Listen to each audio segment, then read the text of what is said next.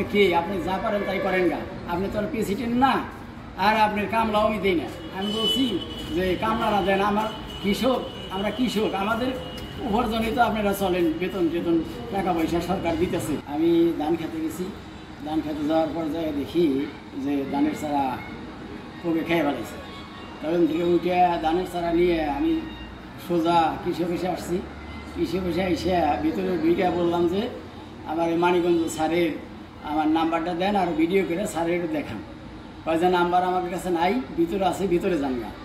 তাই আমি বললাম যে আবার বললাম যে আমি যাইতে পারবো না, অসুস্থ, আপনি যান। হয় না, আপনি যান। তখন আমি ভিতরে গেলাম, ভিতরে গেলে আরও লোকজন আছে, তারা বললো যে চকে গেলে কি আপনি এখানে কৃষক না আরও কৃষক আছে, আমরা তো চকে সবসময় যাই। আমি বললো যে না, শস্য পর্যন্ত থেকে এই পর্যন্ত আপনার আমি ধান বোনা পর্যন্ত আপনার আমি দেখিনি, আমার সাথে কথাও হয়নি।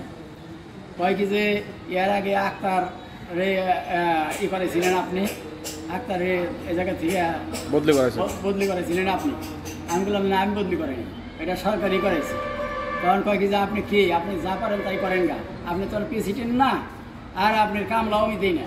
আমি বলছি যে কামলারা দেন, আমার কৃষক, আমরা কৃষক, আমাদের উপার্জনই তো আপনারা চলেন, বেতন টেতন টাকা পয়সা সরকার দিতেছে।